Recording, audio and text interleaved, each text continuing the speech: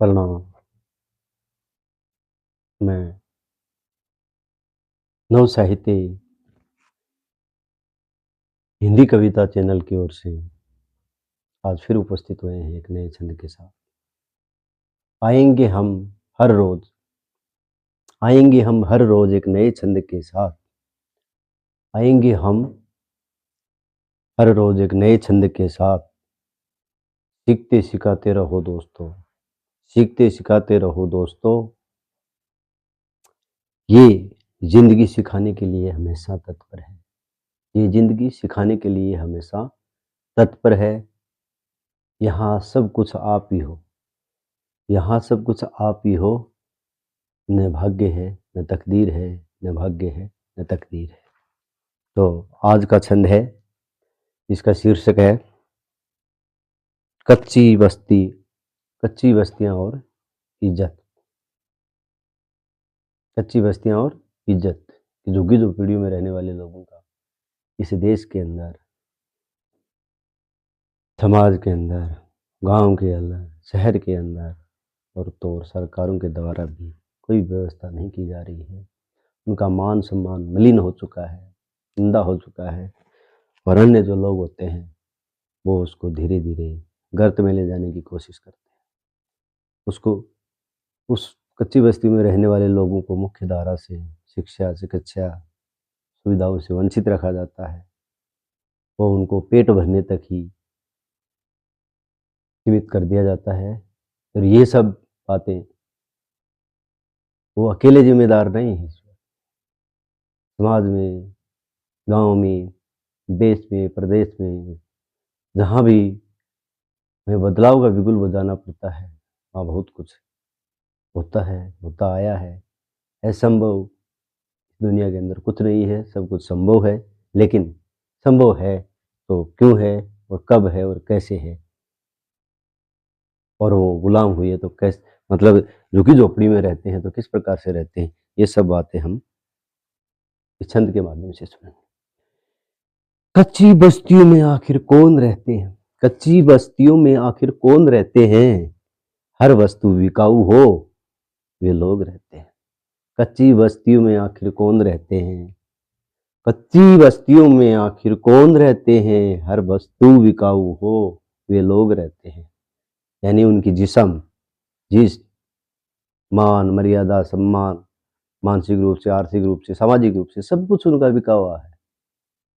जो चाहे वो उनको मानसिक रूप से ठेस पहुंचा सकता है, जो चाहे वो उनको शारीरिक रूप से ठेस पहुंचा सकता है, जो चाहे उसे समाज से अलग करके सामाजिक रूप से ठेस पहुंचा सकता है। इन सभी से वो गुलाम है। तो इसलिए कहता है कि कच्ची बस्तियों में आखिर कौन रहते हैं, कच्ची बस्तियों में आखिर कौन रहते हैं। हर वस्तु बिकाऊ हो वे लोग रहते हैं। हर वस्तु बिकाऊ हो वे लोग रहते हैं। इन बस्तियों ने गरीबी में जन्म लिया है, इन बस्तियों ने गरीबी में जन्म लिया है या फिर जातीय विचारधारा से पनपी है। दोनों विरोधाभास हो रहा है कि इन बस्तियों ने गरीबी में जन्म लिया है क्या, या फिर जातीय विचारधारा से पनपी है। दोनों में से एक कारण है।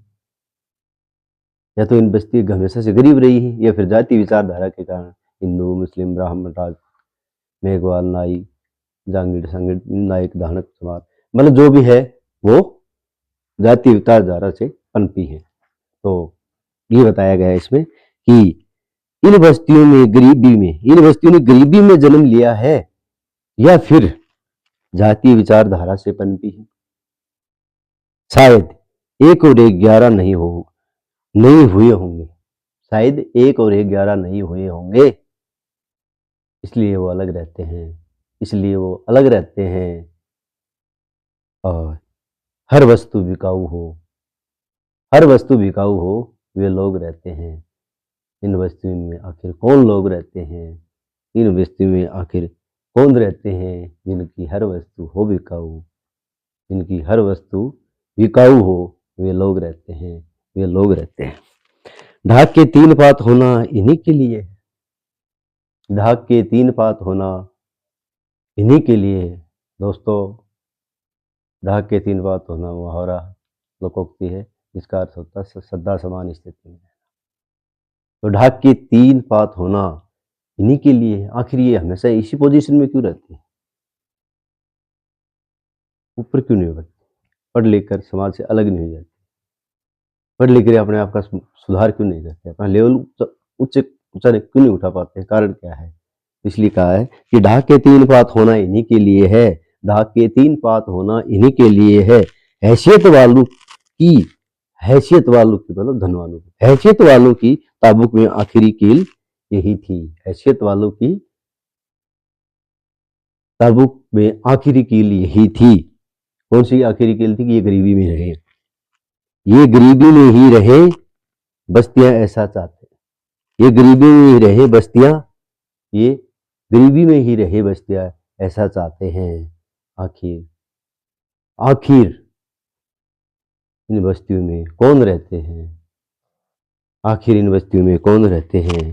हर वस्तु हो बिकाऊ, हर वस्तु बिकाऊ हो वे लोग रहते हैं, हर वस्तु बिकाऊ हो वे लोग रहते हैं।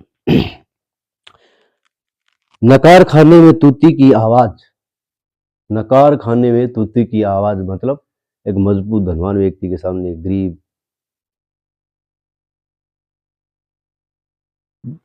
अपना बयान नहीं दे सकता, अपना सत्य नहीं बोल सकता, सत्य बात भी नहीं बोल सकता है, तो उसको बोलते हैं नकार खाने में तूती की आवाज होती है। अंधेरी नगरी चौपट राजा, अंधेर नगरी चौपट राजा इन्हीं पर काम करती है, अंधेर नगरी चौपट राजा इन्हीं पे काम करती है। क्या सरकार इसी सिद्धांत पे काम कर रही है, अंधेर नगरी चौपट राजा, इनको कुछ किया जाए नहीं, कुछ नहीं करना उनको। अंधेर नगरी चौपट राजा इन्हीं पे काम करती है। दो वर्णों की, दो वर्णों की चेरी है शिक्षा, दो वर्णों की चेरी है शिक्षा, दो वर्णों की चेरी है शिक्षा।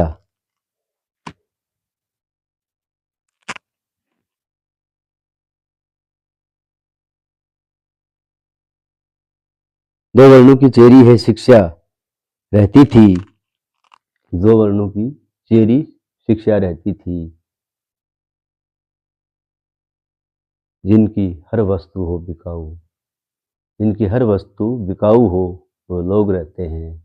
आखिर इन कच्ची बस्तियों में कौन रहते हैं, आखिर इन कच्ची बस्तियों में कौन रहते हैं, जिनकी हर वस्तु हो बिकाऊ वे लोग रहते हैं, वे लोग रहते हैं। भाई बहन और माता पिता की अस्मत, क्योंकि झोपड़ी में रहने वाले महिलाएं, उनकी बेटियां, उनकी अस्मत पर कोई भी चाहे वो हाथ डाल सकता है, चाहे वो बोल सकता है, चाहे वो कर सकता है। उनकी आगे प्रशासन भी अनुशासनहीन हो चुका है, सरकारें नहीं सुनती हैं, आगे जाने के लिए उनके पास साधन नहीं होते हैं, पैसा नहीं होता है। तो ये सब बातें कहता है कि भाई बहन और माता पिता की अस्मत की कीमत है, भाई बहन और माता पिता की अस्मत की कीमत है। क्या कीमत है, जातीय दंश। भाई बहन और माता पिता की अस्मत की कीमत है जातिवादी दंश। ये जातिवादी है, ये हमारे लिए दंश का काम करती है, ये हमारे लिए खतरा है, ये हमारे लिए घातक है, और ये ही हमें आगे बढ़ने से रोकती है, यही हमें इंसान को इंसान से दूर करती है। तो की कीमत है जातिवादी दंश, सामाजिक आर्थिक और मानसिक रूप से, सामाजिक आर्थिक और मानसिक रूप से कितने कितने आत्मग्लानि के शिकार होते हैं, कितने आत्मग्लानि के शिकार होते हैं। हर वस्तु बिकाऊ हो वे लोग रहते हैं, हर वस्तु बिकाऊ हो वे लोग रहते हैं। युगों युगों से शोषण ही हमारा गहना है, युगों युगों से शोषण ही हमारा गहना है। इज्जत आबरू मान सम्मान से लज्जित, इज्जत आबरू मान सम्मान से लज्जित हैं। नहीं हो रही, नहीं हो रही मतलब नहीं हो रही तो क्या मतलब, इज्जत आबरू मान सम्मान से लज्जित हैं। स्त्री के अपने सुहाग के लिए चूड़ियां नसीब, स्त्री के अपने सुहाग के लिए चूड़ियां नसीब नहीं है। तो क्या मरा समझते हैं? तो क्या उसका पति मर गया समझते हैं? क्या मरा समझते हैं? हर वस्तु बिकाऊ हो, हर वस्तु बिकाऊ हो, ऐसे इंसान रहते हैं, ऐसे लोग रहते हैं, ऐसे लोग रहते हैं। अंतरतम से जुड़े रिश्ते खून दूध पर हावी हैं, अंतरतम से जुड़े रिश्ते खून दूध पर हावी हैं। ये समझ में नहीं आता कि ये समझ में नहीं आता कि जाति से धर्म की उत्पत्ति हुई है या फिर धर्म से 36 बिरादरी की उत्पत्ति हुई है। ये समझ में नहीं आता कि जाति से धर्म की उत्पत्ति हुई है या फिर 36 या फिर धर्म से 36 बिरादरियों की उत्पत्ति हुई है। हर वस्तु बिकाऊ हो वे लोग रहते हैं, हर वस्तु बिकाऊ हो वे लोग रहते हैं। आखिर इन कच्ची बस्तियों में कौन रहते हैं? आखिर इन कच्ची बस्तियों में कौन रहते हैं? इनकी हर वस्तु हो बिकाऊ, इनकी हर वस्तु बिकाऊ हो वे लोग रहते हैं, वे लोग रहते हैं। धन्यवाद।